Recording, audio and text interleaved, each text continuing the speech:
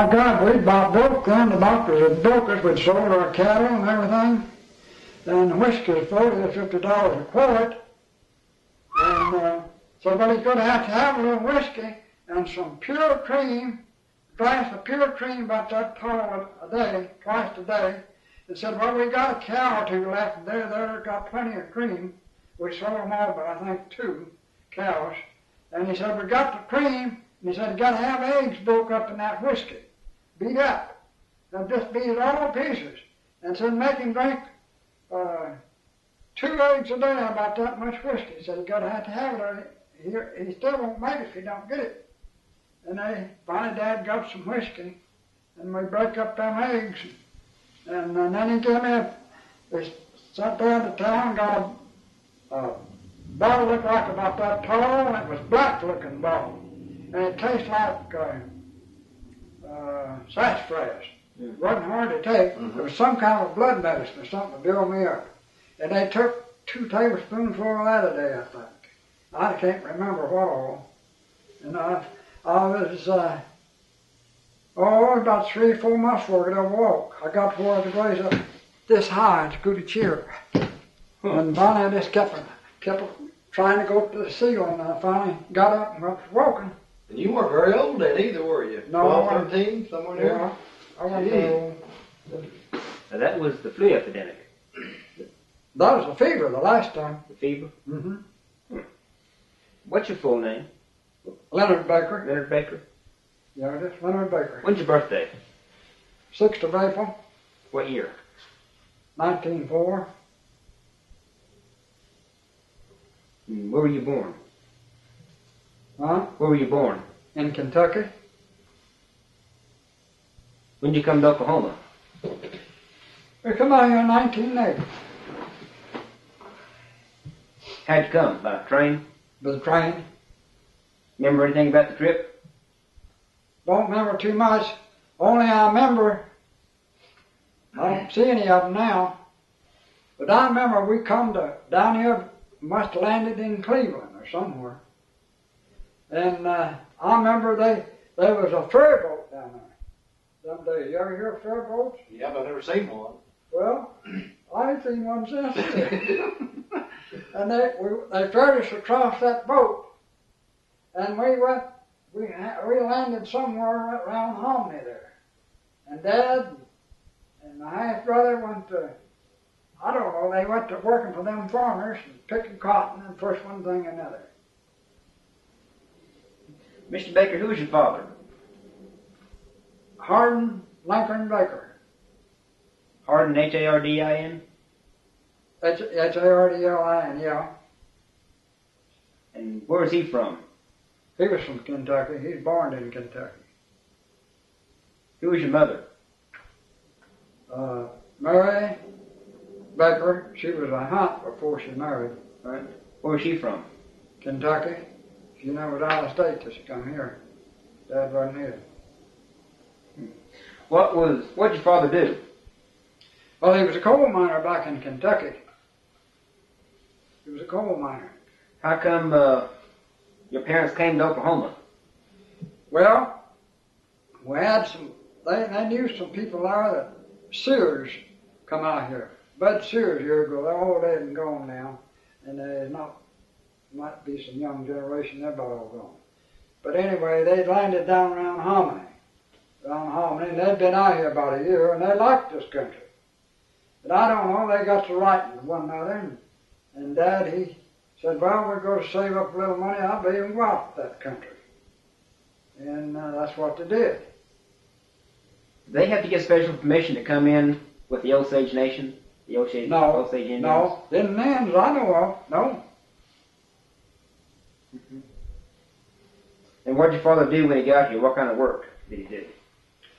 Well, he worked on farms, and then a few years later, he ran him a little farm and got him a team, and he farmed quite a bit, and truck garden and stuff like that. Mainly truck garden? Yeah, he done a little truck gardening. He raised any crops beside the truck garden? Oh yeah, he never did farm very big. He raised corn and stuff like that. Any wheat or cotton? Oh yeah, he raised, one year had 40 some acres of cotton. You ever chop cotton? Oh my God, I chopped cotton when it wasn't that high hardly. Yeah. How do you chop cotton? Well, you chop it out, in good ground, you chop it out about that wide. What about a foot? Yeah. And if the ground's poor, some of them leaves it pretty thick. But if it's good ground, you chop it out about that wide, and it'll get way up there. Yeah, that's the trouble. I've done too much cotton chopping. And I suppose you thick cotton also, haven't you? Day and night, Pioneer. How much could you thick in a day? Well, I never did that about 3 5. Oh, I'd ever get, some get 400. And I was fast, but I just couldn't roll it in like they could. How big was a cotton sack? Oh, it's about, about here at that corner along, and they had different lengths. What about, 10 feet? Yeah, about 10 feet, something like that. And how much would a cotton sack hold? Oh, well, that cotton is like everything else. Sometimes it's lighter than the others. I don't know. I think I weighed up about 85 pounds time or two. Mm-hmm. But I had it trumped in. Yeah. A lot of cotton to pull on your shoulders hard. How many pickings could you get off the cotton plant? How many times do you have to pick one field? Well, we got two good pickings, pretty good pickings. And sometimes that was all, and sometimes there'd be a few bowls that wasn't open. And later on, there wouldn't be very much, hardly enough to pay, but we'd go in there and get it third down sometimes. What was the price of it? What year was this when you were picking cotton? When was that? Oh, must have been about 19 and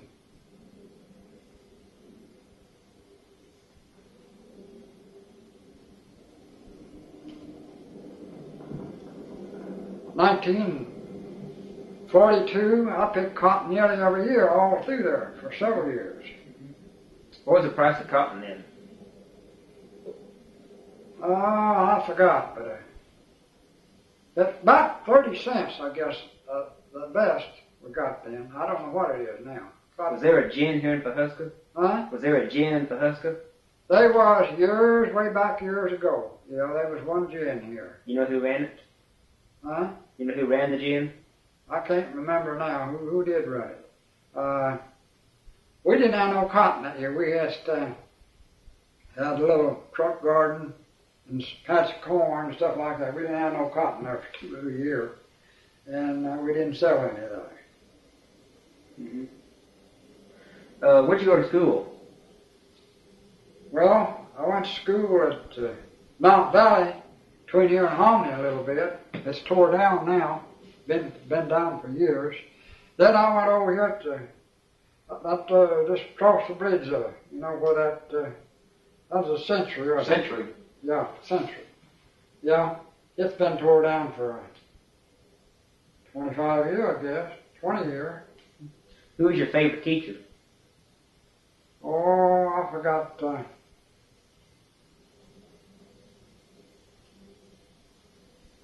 I can't think of her name. Miss Allen was teacher then. Miss Allen. Which school? It's a Century. Century? Yeah. What was your favorite subject? Huh? What was your favorite subject? Oh, I don't remember now. Just spelling and stuff like that. Now, what kind of games did you play at recess? Oh, I played a little ball stuff. I never went to school a great lot. I didn't get to go any over here hardly. I don't know. I took down that fever by car. And I don't know, it was getting big then. I didn't want to start again. Did you have anything to do with the first Boy Scout troop? No, I didn't. I never was in the Boy Scouts. And did you have the flu or did you have the fever? I had both of them. Yeah, both of them. Yeah. What, 1917 or 1918? About 1917, I believe it was. How many people died in Pawhuska of that flu epidemic? I really don't know. We lived down there between here and Homney. We lived right close to that Mount Valley School. And there was plenty of them That hominy didn't hardly have anybody in that graveyard then. And I mean, it filled up. They didn't have a doctorate then. I don't guess they do yet if you get real bad, but don't hear of nobody dying much with it no more. Well, that 1917, that was a worldwide epidemic. Oh, it was rough. Nobody knows what to do. There wasn't very many pull through. Joe, can I say things along to kind of Sure. refresh your memory? Sure, yeah, go ahead. Dad, y'all played a lot of marbles when you had Oh, recess yeah. in school, didn't you? Oh, marvel. You was a marble king, weren't you? I used to be pretty much the champion. There was one or two awful good, but I was pretty good. Yeah. Yeah, and we played we didn't get started on, down at Mount Valley School, B.F. Adkins teached then. He's been dead for years. He was a man teacher. And he teached there, and, we never got to play basketball much. I don't know. They just started. They'd had basketball for years and stuff, and football all over the country, but we never had no football deal. But we did play a game or two of basketball. We went, I forget the name of that place. Way back up Carter 8 and played once or twice. Carter 9? Carter 9 it was. Warfield Camp. Yeah. What kind of house you lived in over by Hominy, between here and Hominy? What kind of house was it? Well, it's something about like this. Now, wait a minute. One year, we just had lived in an old shack off down in the field from an Indian camp there. And it wasn't very good, but we rented about, had about 40 acres of it, yes. And we put most of it in cotton. And it just wasn't very good. It was about 3 rooms. It wasn't very big, but we made out with it. And we burnt wood, not another good thing. We burnt wood, and you could keep warm with that. What year was that? That must have been about 1916, I guess it was. Have any brothers and sisters? No, just had a half brother. Mm-hmm. And was that a frame house you lived in? Yeah. Mm-hmm. And then between here and Hominy, you lived in a house something like this? An boom house? We found it. One year, we lived down next to little old Hominy Creek there, and talking about that old house, and we had that land there.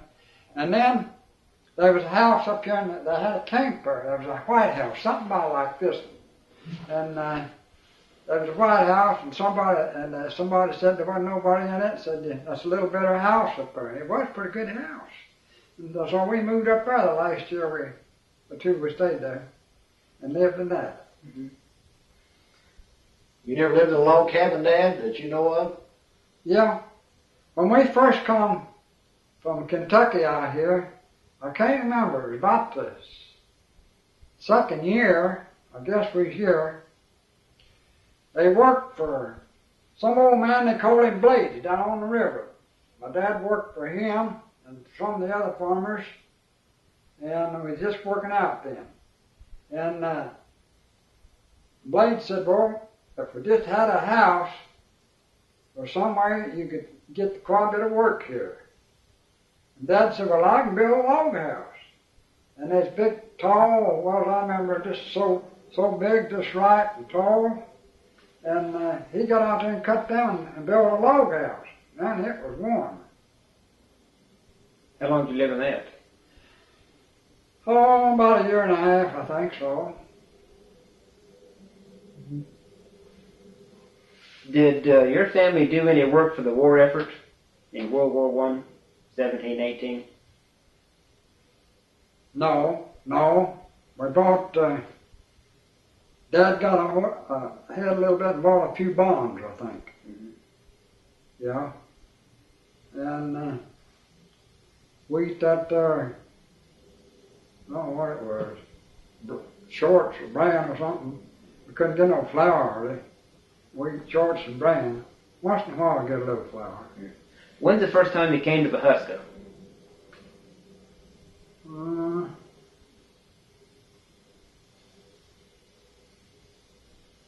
Must have been about 1919, because seemed like we moved out here about 1921. Dad, you were at the logging in 1915 and had the big flood in Pawhuska. It's 3 feet of water on Main Street. Yeah, we lived down there a while. So did you come to Pawhuska around that time, or not necessarily? Wait a minute. Wait, I forgot about that. We down there by Hominy. We was out east of Hominy. We went down to Choctaw, down around Stigler. Stayed down there about a year. And we come back, me and Mother and Johnny, we had 40 or 45 acres of cotton down there, and the bottom fell out. You couldn't even put in place to pick it. So we raked up enough money to come back at Pawhuska. That was, I don't know what year that was though. Well, anyway, it was about 1914, I guess. Guess that's when it was, 1914. And so there was an orchard on our place. So Dad we had a team left. We sold everything we had. So we got out here, and it's right off over here towards the racetrack. Me and my half brother and mother over there. And when we got here, well, Johnny went up here somewhere and bought a tent. And we stretched the tent out there. And over there close to, it's on Heartless, there used to be a well down there. A good deep well, one of them old timers. And we cleaned that out, my brother did, and that was good water. And we stretched a tent there. And Dad drove through with a wagon. And Mother had canned a lot of fruit, and he had that whole thing filled up with apples and peaches, canned fruit. And we come out here, and so then we heard of a place near logging. And Dad and Johnny went down there and rented it. Then that flood come and washed everything we had out there away. Was that in 1914, 1915, the flood? 1915 when that flood hit. What was Pawhuska like the first time you came here? What did the city look like? Well, it looked different now. It didn't look as big as it does now, not near as big. And it was altogether different. You didn't see no cars. And just about everything behind there's two places there. One there behind what do you know about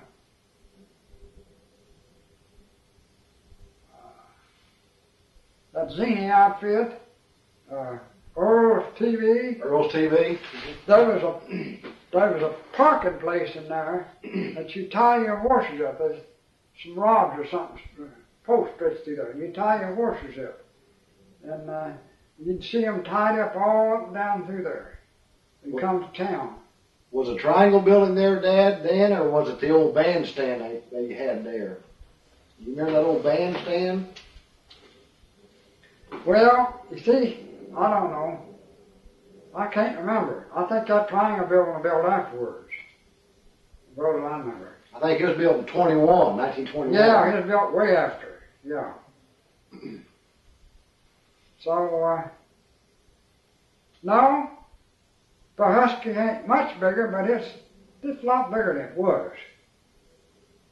And it's all together, it's just different. Everything's different. There was 4, 5, 6 little stores scattered around, little country stores. And there's one out here toward the Indian camp. There's one up on a hill, that's gone. That's gone. And there's one right in there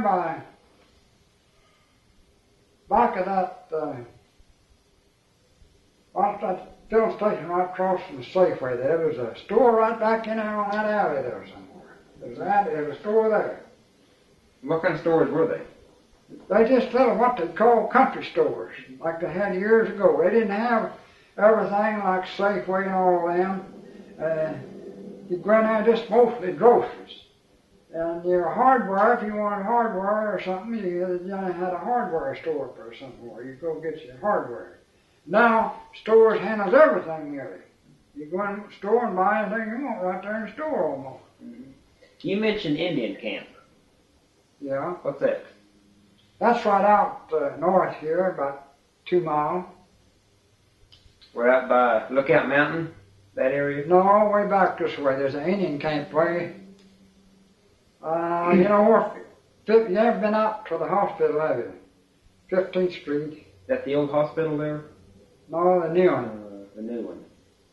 Yeah, it's on 15th as you go east. On your way out to Lookout Mountain, yep. You go by what is called Indian Camp. Indian Camp is a half a mile square of land, 360 acres, that was set aside by the Bureau of Indian Affairs for a reservation for the Osage Tribe of Indians if they elected to live there. They can live there from now on, but they can't own the property.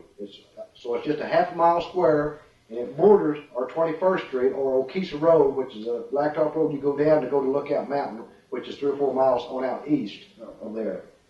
And Dad sold the Indians a lot of old vegetables and fur-bearing animals, and he remembers a lot of the old Indians used to eat skunks. Mm-hmm. I used to, long in the winter, there wouldn't be much to do, and I used to go back to these hills and catch skunk. I get from $2.50 to $5 a piece from them. How do you kill a skunk without getting the smell on you? You don't. You get used to that, you don't pay no attention to it. And the more you fool with them, the less cold you'll have. I didn't know that. Well, you take, I used to know an old guy, and he's out skunk hunting all the time, and get that all over, and he said, I used to have cold all the time. I said, since I fool these skunks, I hardly ever have a cold. And you get where you don't pay no attention to it. How do you hunt skunk? Well, I just used to hunt them with dogs, and I used to hunt their dens and set traps and catch them. You hunt them, is it like coon hunting? Yeah. I used to go coon hunting. Well, I never did coon hunting too much. Yeah, I've coon hunted, but I never did hunt coons too much. I've trapped them. You know, I used to catch them in traps. Just remember that. The more you fool with skunks, the less fewer colds you have. I thought, I never that on you. It'll settle in your clothes. You get it in that air, and it'll settle in your clothes.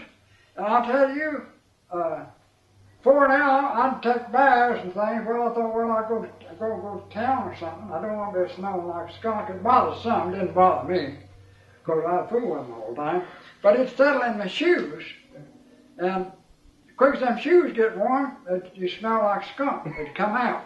Well, I took my shoes out and dug a little hole in damp dirt and left them overnight and piled damp dirt all over.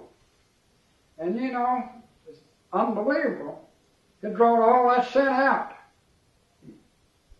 You take baths and you take everything, and you still smell like skunk.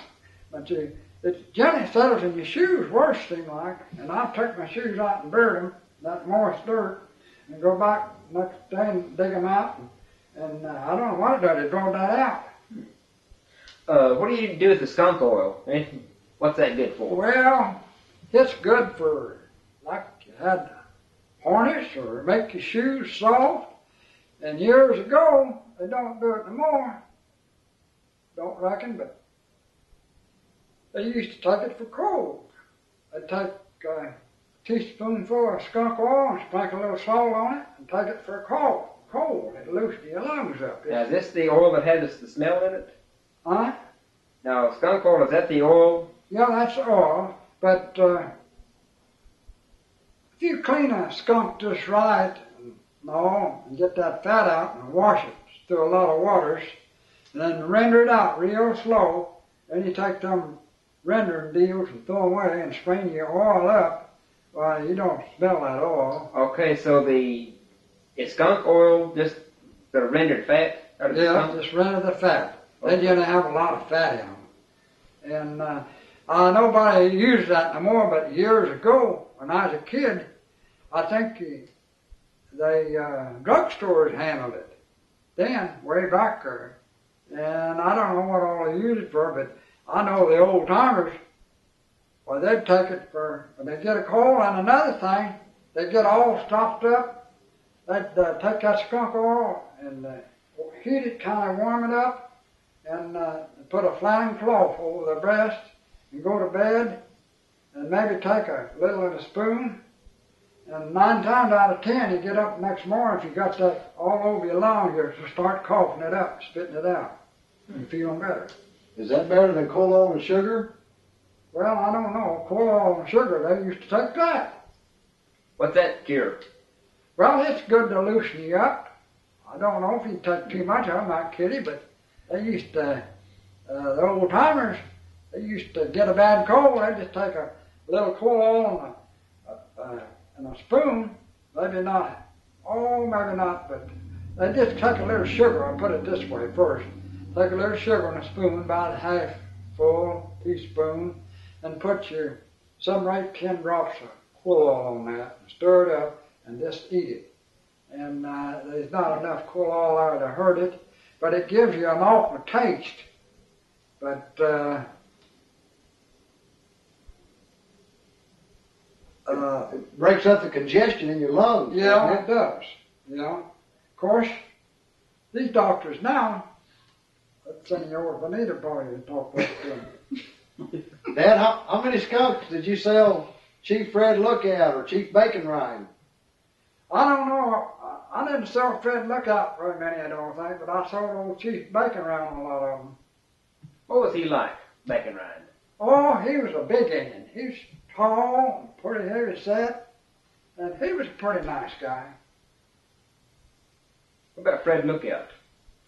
Well, I never was around Fred too much. Lived in this country, but they said he was a pretty nice Indian. Did you know his wife, Julia? Yeah, I've met her once or twice or so. I never was around the Lookouts too much. You know any more home remedies, medicines? Well, let's see, I don't know. They used everything years ago. Now, whenever you kill a skunk, now they have the bag that they have the smell in. Yeah. What do you do with that? Boy, you don't want to bust that, you are in trouble. Is that their musk glands, Dad? Yeah. What's called musk glands? Yeah. That's got the sticky Glands, in it. yeah. Okay. Yeah. You don't do anything with that then, do you? Huh? You don't do anything with that. No, I don't do anything with it. Now, the way them Indians, I seen one Indian, now, I wasn't around Indians so much. They still too, see them every day, but one Indian up here on the hill one time, he's standing there with some white people. Well, I didn't get the skunk for him. Somebody got him a skunk. And he took that skunk and he dug out a little hole. It was awful cold weather. It was freezing. And he put dirt all over it. That's the dirt that sent out. And the next morning, he dug that out. He brushed it all up. And he held that over a fire. He burned all that hair off. Just burned it down straight, just like he's cleaning a hog. Well, that gets rid of all that scent. And then he fixes it. I don't know, he gets in there and cuts that stink bag out. Be careful and cut it out. You can cut it out. And he's careful, cut that out, not get any on the meat, you know, or nothing. And then they eat that damn skunk.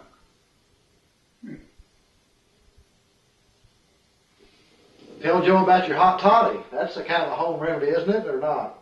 What? Hot toddy, what, whiskey and sugar and honey, or what do you mix in with that? It's supposed to be good for kind of a cold. Oh, I don't know. Some of them takes a little lemon juice and whiskey, kind of hot. And if you get up, if you don't drink too much of it, you drink too much of it, it'll probably heat you up and give you cold. Or if you drink a bunch of it and go out in the cold and run around and get your blood started, you just take a hot toddy, let's say, with some lemon juice and a little whiskey and stir it all up. And the best way is just go to bed. Take it and go right to bed. You ain't no air and you ain't going to take a lot of cold. Mm-hmm. It heats your blood up, you know.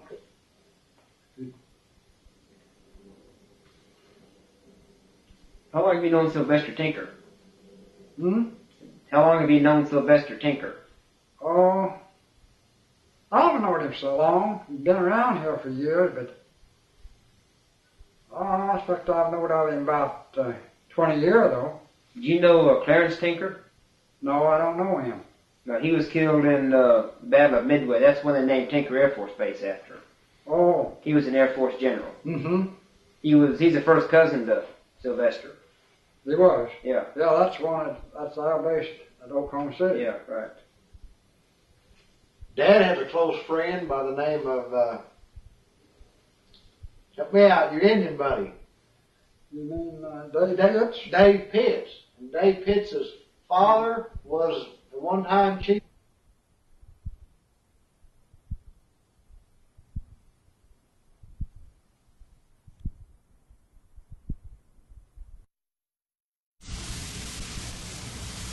That's when we got there, about 19. I might have got there about 1913 or 14.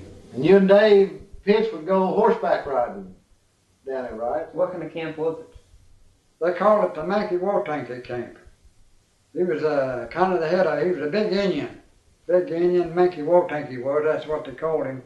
He was kind of the head of that, and they named that tank after him. He's been dead for 20 or 30 years. Was that government land, Dad, or was that just his land that people kind of camped on? You know anything? Well, I never did know about that. I think that's just Indian land. It ain't government. Some of the Indians owned it. Does Nalogany mean good water in Osage? I think it does. Yeah. You speak Osage? No.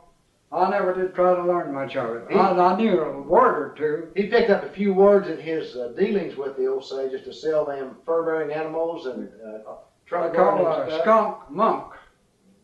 Monk. Monk. Yeah. Monk. And a squirrel, they call it sinker. I used to sell squirrels. You sell squirrel now, you go to jail probably. If you get a law, I ain't sell And the little girl is a shimmy-shang or a Ena. boy? Ena. Ena's a girl. Shimmy-shang is boy. How much is $2.50? Let's see. I pretty near forgot now. Bronco? Broke Ompa is $2 a hanger. And Broco Kisi. Broke Ompa is $2.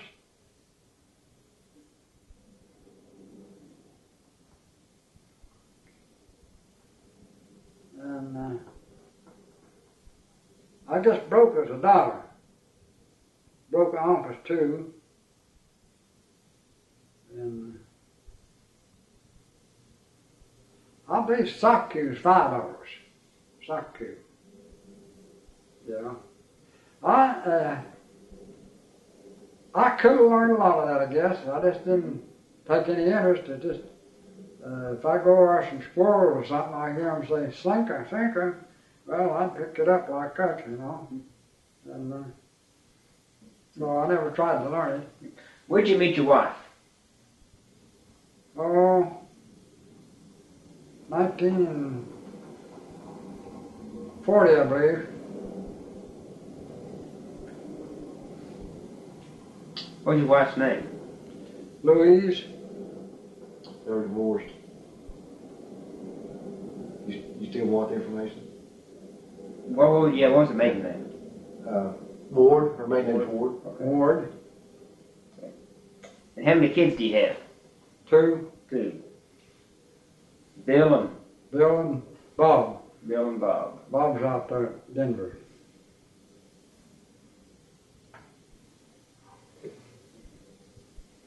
What kind of work did you do before you retired? Or are you retired? Yeah, about it. I just labored. I never tried to run no trade. I worked in Barterville. I worked dug ditches and worked on. I helped on lay pipe sometimes. And What kind of pipe did you lay? I just laid mostly inch and a half, stuff like that. Did you work in the oil fields?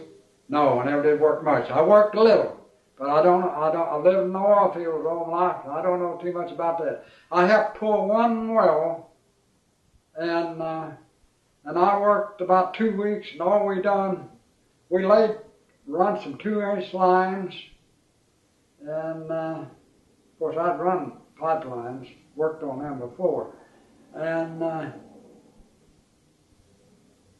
we across the road. We didn't have no ditch machine. We dig across them and dug part of the ditches are by hand, but and them pump units pumping, they'd have us to. We'd wash them down sometime. Just take doves or something, some warm water, and wash them things down, put it in the slick, you know. And then, you know, they always had a pond or a fence around each one of them. Sometimes they'd get a little bad, and we'd build that fence. Or if it was a new well, we'd have to build a brand new fence around it. And no, I don't know too much about oil field. You ever do any work in the powerhouses, the old shackle rod wells? No, I never did. No. I viewed them things are popping and seen them shackle rods are going. Mm-hmm. You know. I used to play on them. You did? You got a whooping every day.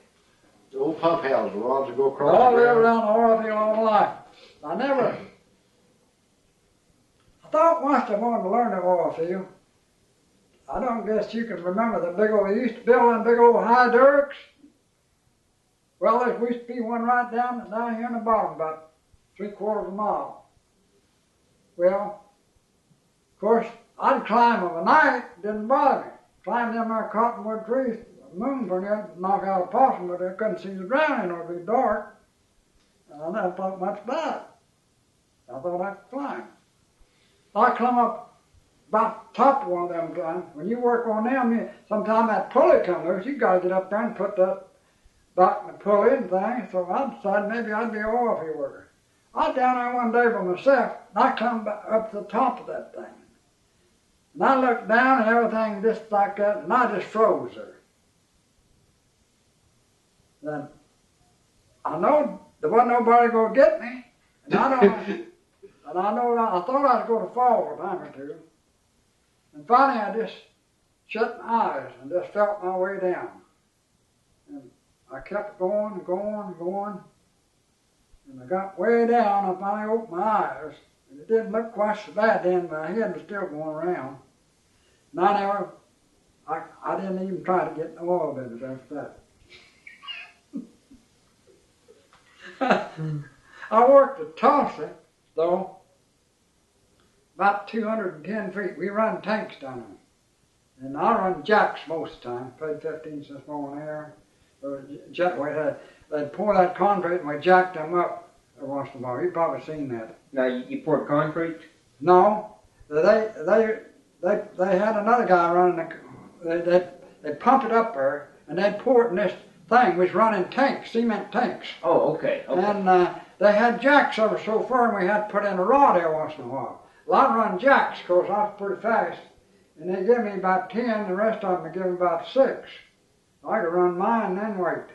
They're waiting for them. Now, you put the rods in the cement? Yeah, we put them rods there, and they tie on there once in a while. And these jacks, and you keep raising your up like that, and it keeps setting down below, you know.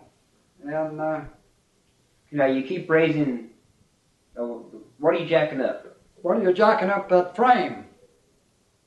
Oh, the mold for the cement.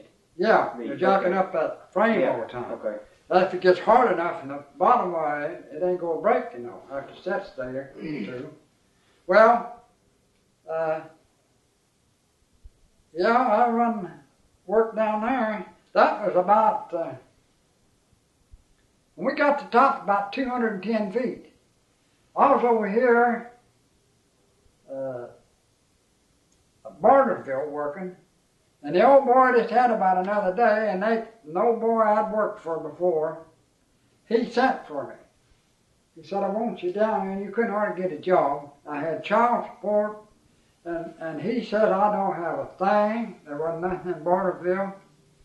So I said, I have to work this winter somewhere. And I said, listen, I got a guy now who's hollering for me. And I said, I hate to quit you. But he said, well, I ain't got a thing. I said, I'm going to quit you, though. I said, I hate to. Well, he said, I just got about another day. And I said, well, I'm afraid to wait any longer. I said, he sent up twice now. So I got down there, And I quit him. He said, well, I don't have nothing no more view no more. There wasn't nothing in Bartlett. Everything shut down. So went down there, and they was just starting at the bottom. So they built I know you've seen them, they built up like that, steps, and then they go back like that, and they go back like that. They zigzag up the... Yeah. Yeah, okay. So I said, well,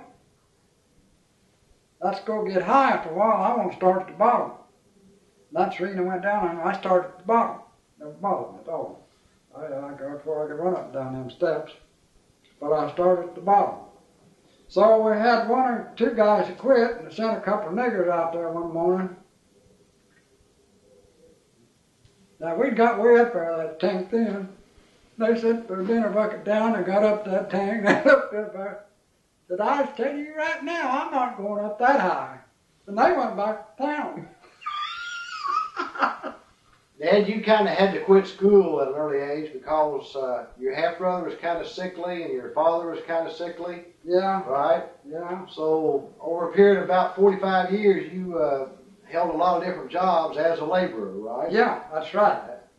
I didn't try to earn no crazy. What did you do during the Depression? Oh my gosh. I worked over here at the florist for a while. I dug up a few yards and things around over the country, over in town. I spade up flower beds and things. Some of them won't pay 20 cents an hour, but money was money then. And so I'd take anything I could get. So then I finally started working over at the florist, middle of the florist. I worked over there 4 or 5 years. Mm-hmm. How much money did you lose when the stock market crashed in 1929? I didn't have any to lose. I was broke. I never had nothing over life. Was them rough times, Dad, between 1929 and 1933 when they said we pulled out of the Depression? Pretty rough. 4 years pretty rough, wasn't it? Yeah, pretty rough. You remember the soup lines? You know Roosevelt started the soup lines? Soup lines. They had soup lines everywhere. They have soup lines here in Pawhuska? Yeah, I think they did have a place or two that could get soup. Yeah. No, we never made no soup line. We just worked like the devil. Yeah. He's got a rest spot. I'll stay here. We just worked hard. And we kept something on the table to eat and a few old clothes to wear. We didn't have to have no help. World War II, what'd you do? Oh, I guess I was working over at the florist. Yeah. You was working over middle of the florist making $2 a day when you got your draft notice for World War II? Yeah. What were you doing December 7th, 1941? Japanese bomb Pearl Harbor. Sunday morning. 1941, wasn't it? Yeah. Well, that was that September, wasn't it? No, December. December 7th, Dad. Yeah. Japanese I bomb was Pearl in, Harbor. Spokane, Washington, I believe. Yeah. Were you already drafted? Were you already in the service? Yeah. Spokane, Washington, when that hit. How old were you when you went through basic training? 38. Did you go through Fort Lewis? No, I didn't. Where'd you go?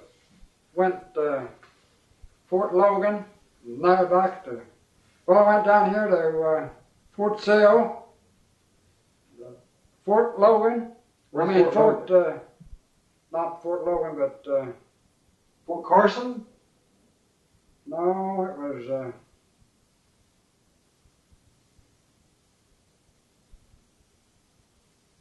Fort Riley, Kansas? yeah, Fort Riley, Kansas. Yes, sir. Is Fort Logan in Colorado? And then Fort Logan, Colorado. What'd you do in the Army? Oh, we took a lot of training, walked, done a lot of walking, and I don't know, we'd have a fire alarm about 3 o'clock one night. There wouldn't be no fire, but we thought there was. And then we had one old boy could run for 10, 15 miles about every drawing a breath without even hurting me. And he'd get us out there and us over them hills. And I mean, he was he's a pick out of about 2,000 or 3,000 that could take it. They'd fall out like flies. I never did fall out. I got off hard. You're not very fond of the Army, in that you had to sell some hogs and stuff when you got your draft notice. Oh yeah, I sold my car and give it away, and I had to purchase a bunch of hogs. And I just had to give them away. I had to give everything I had away. And then they only kept you for like 5 months, and you went to 5 Army posts in 5 months. Then the company 7 months and 3 days. 7 months, and then what? The company commander told you you was a farmer, and when you go back to farming, he's going to give you a discharge. Mr. Ward, he rode out there and said, and he had a lot of cotton farming. Boy, and he couldn't handle it all. But he thought it was going to be a pretty good price, and he's going to put out too much. So I guess I could got out earlier. So they come in there and they said them was 38-year-old, I wasn't going to send them across the water. Said it's falling out over there. And 2 or 3 told me to get out. Well, didn't much want in the Army. Thought, well, I just stay. Don't much want out either. And so they kept writing. My wife, Louise, kept writing too, wanting me out. So finally went up there one day and said, well, I'll just try to see about it. So they just turned me out. I didn't much want out in a way, but they kept writing. Didn't much want in. I didn't much want out. I forgot it. So I done what I said. I worked night and day over there practically. Sometime we'd take off Saturday, and sometime we worked on Sunday. I mean, we worked. So after you got out, you came back to Pawhuska? Yeah. I come to Ross. I stayed over there for about 2 years. And then my mother got sick, and she lived right here, my mother and brother. So she was pretty bad. So I lost a place over there. Didn't have no place to farm or nothing. There wasn't much of doing. So I come back over here, and I bought a little old place back over on Anita Street. And bought it. I moved back over here. And where I could be here, see about mother. And Johnny, he wasn't very good to help. Half brother. So then I put a little, there wasn't much doing around here. I had a little cotton crop out here, about 20, 25 acres. In Potsatoka, rented some ground. And I rented a team, and I had that put in. And man, I'm telling you, I like to work myself today. I work Sunday and every day. It got grass got bad, and I got it cleaned out. Finally, as clean as this bed here. And I thought, well, I'm going to make it after all. And the damn boll weevil hit it, just cleaned it. So then I went to work up here on the hill of Dam for 80 cents an hour. I was piling brush. First one thing you know, I was always good with the axe, because I was raised on the axe. And we'd cut little trees about that big where they'd missed them, you know. I'd cut them with the axe down. And so worked up there, but the boss was pretty good. He let us work on Sunday. Of course, things was cheap then, you know. And so I'd been they had brush piles pretty big as this house. So he said, can you fire? And I said, yeah, I can fire. So he gave me 2 5-gallon cans of diesel, but I hardly ever carried 2. I only carried 1 and an axe. And I'd go down to some brush pile, and it'd be big old logs that high, and there'd be some dead stuff. And I'd carry all this dead stuff and put around and get a fire started and pour diesel on it and get it to going pretty good. There'd be a cat up here, maybe I'd punch it, and I'd get him to look down this way, come and punch it. You punch it, you start punching them, the barn in there will go to kindling up. And so I don't know how it happened. There's only one guy got a raise, a dime raise. That was me. So, they all met there one morning or something, and one of the boys was keeping, the boss had to be out, and he let him have the timesheet. Said, you can kind of take care of this. And he seen me there for 90 cents an hour, and the others 80. Well, then all the hell stopped pumping then. Well, why didn't we get a raise? I said, well, you can probably. Somebody, and he said, well, how come you got a raise? I said, listen, I think I can get you a raise too. I said, how? I said, come and get this goddamn can of diesel and do what I do. Walk up and down this crazy river and cut and haul and carry that stuff on his shoulder and get them forests started. I said, boy, I'll see that you get it. Hell no, I'm not going to do that for no 90 cents. I said, well, shut up. That stopped it. Now, you were cutting brush in the lake bed? Where Yeah. the lake was going to be? Yeah. How long did you work up there? Oh, I must have worked up there. I worked up there practically all winter. After my bowie was heated up, I had to do something. What year was that? When did they build Hilo? God, I don't know. Was that after the war? Yeah. Let's see, that was nice.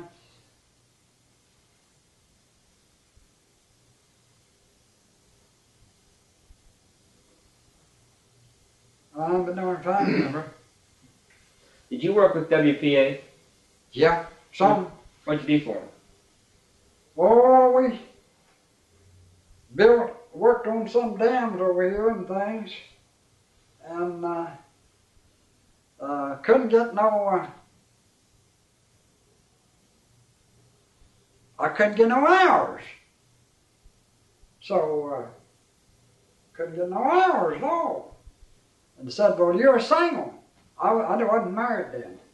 I said, well, I can't help it. My dad's down, my mother's down. And my half brother, he can't do nothing hardly. I said, he's about down. I said, it's just me. And I said, well, we give you, I think it's one day a week. $1, I believe it was, I don't know what it was now, about $1. It didn't make about $2, I think, all day. And all right, I took it, and I was getting disgusted. I went up there twice, and I said, "Well, I'm spending all my money at home." And I said, "I need some more work." "No, we just can't do it. You're single." Well, an old boy, a friend of mine, he made whiskey back over the hill here. So he come in here one evening, he said, could I get you to hold some whiskey? I said, I don't know, it's pretty hot. Everybody burnt wood. He had about 15 gallons. And he said, well, my car is broke down, and I'd like to get it over here. I said, well, we'll just go get it and load wood on top of it. So we got it, goes and gets it, loads wood on top of it. Brought it in here, and he took it up on that hill. He lived right off down there. He took it up there and buried it down in them rocks and hills.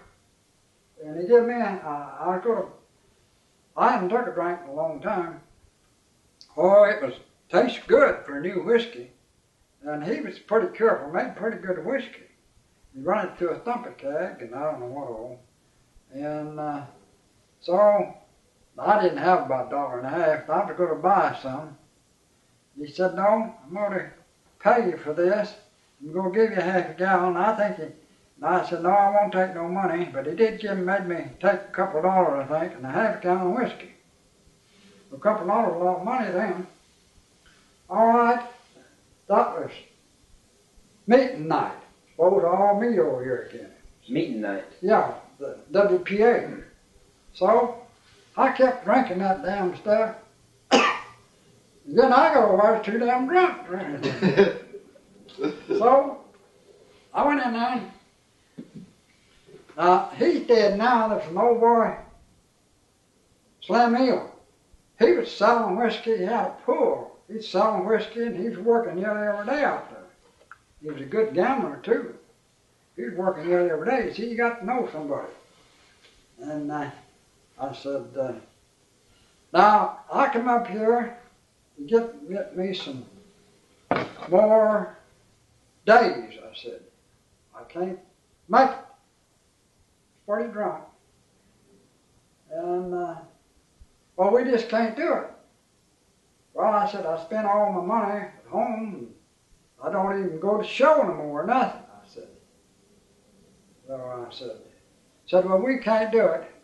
I said, there's one damn thing. I said, well, you got guys working that don't even need it all the time. Said, who are they? And I said, well, you all know who they are. And I don't need to tell you. I ain't telling who they are. I never brought up no names. Said, well, we're just sorry we can't do it. I said, I am too. Just take my name off the damn list. I don't want to hear of this thing no more. I don't know how I'm going to make it. I may have to rob a bank or something, but I'm going to make it. And said, well, now, if he's all like you, we wouldn't have to have this WPA. I said, hell, what do you do for a job? But boy, I guess it got kind of rough with them, but they never did call it law. And that blew it up. I went out here and went to working for an old farmer. He gave me $2 a day, and he said, I want a lot of trees cut. And he said, you can have the wood. Well, everybody burnt wood. And I went out there, and I got $2 a day, and God dang, I bring in a big load of wood of the night, and I was getting a whole that wood to camp and get $4 for it. Oh, that's a good thing I did quit. Well, I make more in a week out here than I'm making a year up there. I broke the WPA, we quit. Did you work at Osage Hills State Park when they put that in? No, I didn't. You said WPA built some dams around here? Oh, they built Hewlett Dam up here. Well, that was WPA. Yeah, and the old city lake, they built it. That's where I worked some, on that old city lake out there. It's a big lake, that old lake. Then they got a new lake they call Blue Stem up on the north of there. Oh, it's about, about 2 miles apart. Mm-hmm. Was that 1931 or 32 that they built the old city at Pawhuska Lake? You and Johnny worked on it some?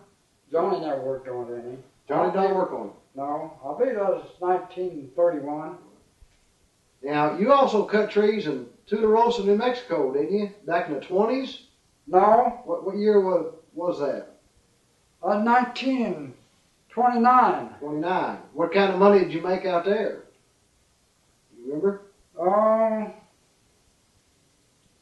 About a couple hours a day. 1929. That was when the stock market crashed and we started to have a depression. Boy, that was rough. No, I worked at a sawmill some. Sawmill? Yeah. I run them cross ties off here and pile them up. And there was slabs going here. Sometimes they'd hang up. I had that. It was a job. Quite a pretty good job. I mean, you had to work. And I'd drag them ties off. I stopped then. And you remember when Social Security started too, don't you? Yeah. You remember when you had to start paying into it? Yeah, I was working on a mill in Florence. They took it down then. But I don't think they ever turned any of that in. It didn't show up. You remember when you could drive in Oklahoma, didn't have to have a driver's license? Yeah, remember that. Now you have to have it. You say you lived in the oil fields? Huh? You say you lived in the oil fields in Oklahoma? Well, I've lived around here, but I don't know too much about them. I just never did take to them. I helped work on pipelines a little, stuff like that. Mm-hmm. Tell me about the Osages. Just anything you know about the Osage Indians. Oh, not too much, but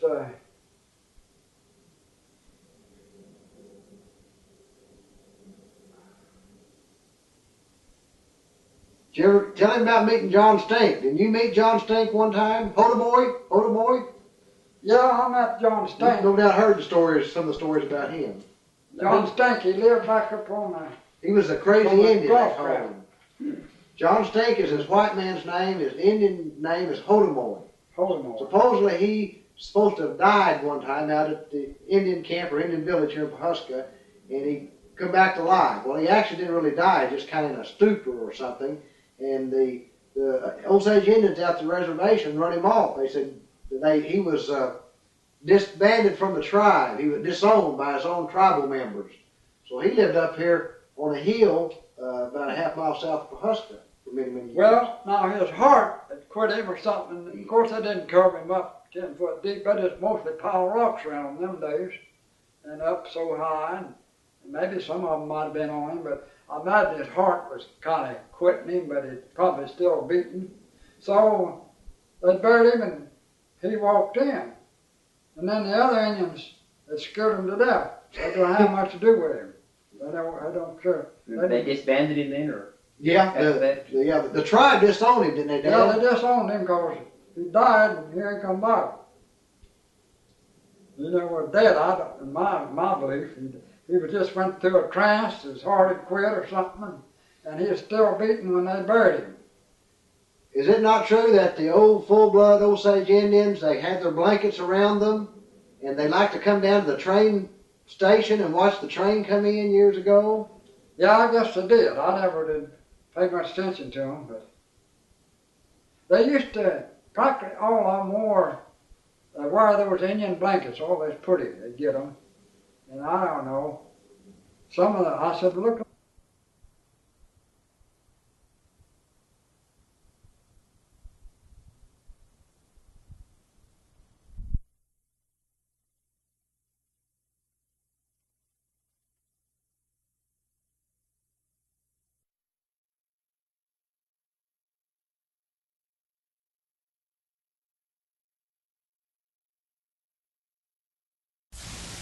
Couldn't figure it that way. What keeps out cold keeps out heat? Yeah. Mm-hmm. I guess. I couldn't have figured it that way, but they had it figured out that way. But you sold the Indians not only just fur-bearing animals, rabbits and squirrels and skunks, you sold them vegetables from your garden, and you sold them wood also. We didn't sell Indians too much vegetables. We sold them wood. Yeah, we sold a lot of wood to them. That's where we made a living sometime when it's pretty rough. Everybody burnt wood back there. What kind of houses the Indians live in around here, the Osages? Well, it was just mostly cheap houses. Yeah. Just about like this thing. Some of them wasn't this good. Now this house is what, from the oil boom days? Yeah, it moved in from Pearson over here. These front two rooms here was moved in. These front two rooms were moved in. That little old kitchen and bathroom there, it's built on new. Mm-hmm. That is 19. Let's see.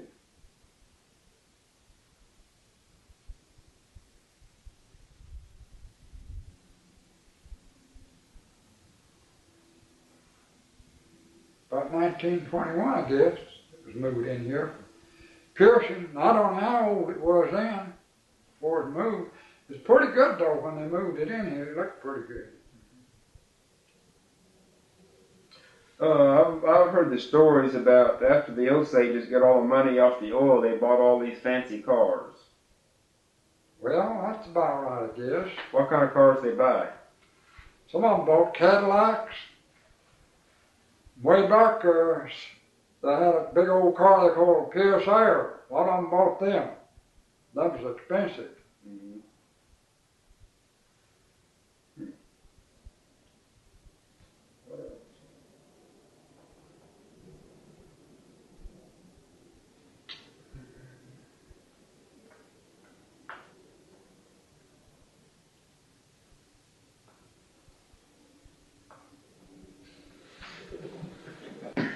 You mentioned when you had the fever back in 1917, 1918. What was the old doctor's name? Dr. Aaron and And Dr. Day, I think there was two more out there, but I can't remember. Now, who was the old drunk doctor that? Dr. Day. Doc Day. Yeah, he's dead. He's just one of the best fever doctors I guess ever hit this country. I got in, they said he just practically stayed with me when he, of course he had other things. Now I don't know whether he's any good for anything else or not, but some of them had little babies in bad shape, and they said he was pretty good. And now, they had given you up. They said that you yeah, they'd give me up. And he had his doubts, I think, but he stayed with me. Now, he said, told him to bury something. That medicine was on there. There's a little shelf there, and they'd been giving me a certain kind of medicine. And I don't know where, I wished I'd asked my folks more before they passed away. How did where they had shots in of it, I don't suppose I could swallow it, but they had to get something down me or give me shots. I don't know where they had shots. I wished I'd asked more about that. They never told me, but they never told me, and I never asked a lot of things. And yeah, Dr. Day, he was a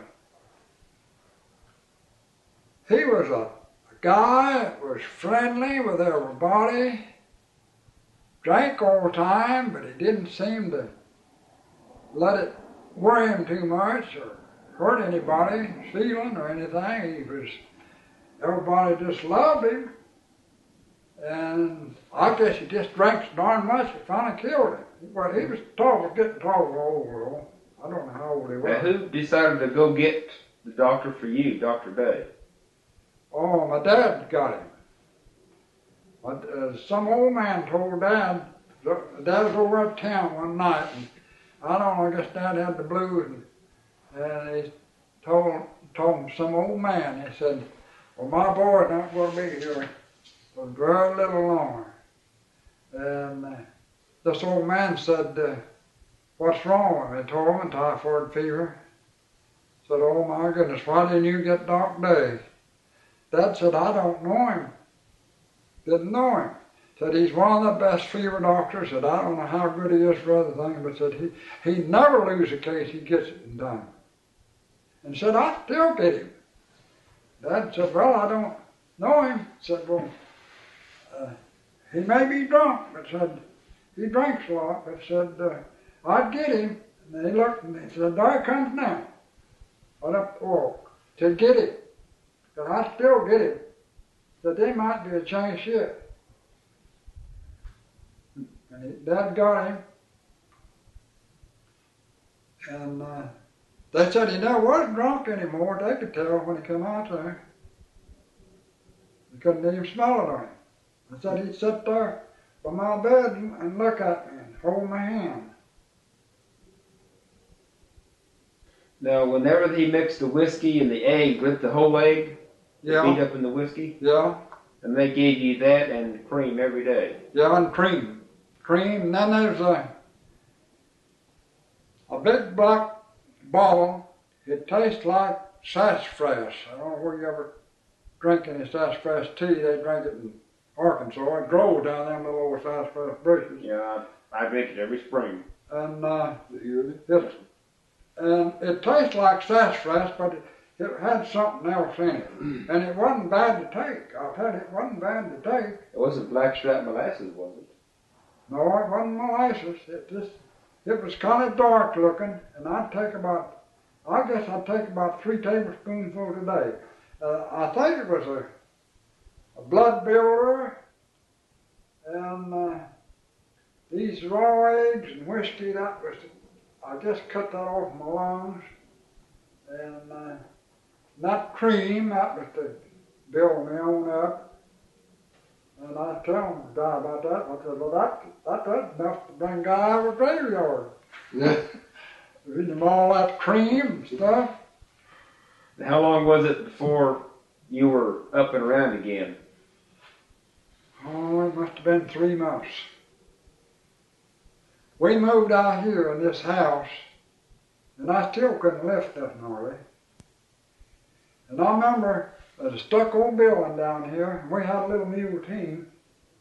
And my half brother, they wanted some rocks. Well, we get them up on the hill here then, but we took the wagon, went up there, and I couldn't lift them big ones. Well, he couldn't lift big rocks, but he could lift bigger ones than I could then.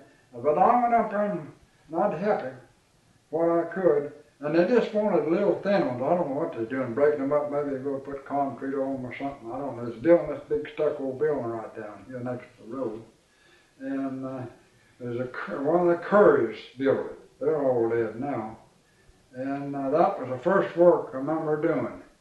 And I couldn't hardly do much, but I do what I could. I always did like to work. Well, Mr. Baker, I think we have a good interview. Anything else you want to tell me about the Husker? Well, I don't know much about it. I can tell you about it. It's changing just like old hounds. Things is changing a lot, but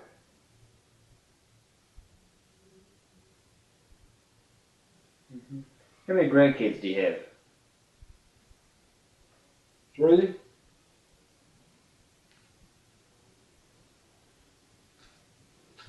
2 girls and a boy. Okay, yeah. Anything you want to say? No, I just,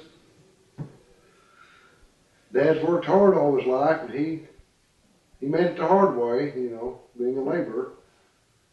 I think he's quite a dad, and he done the best he could with what he had to work with in his life.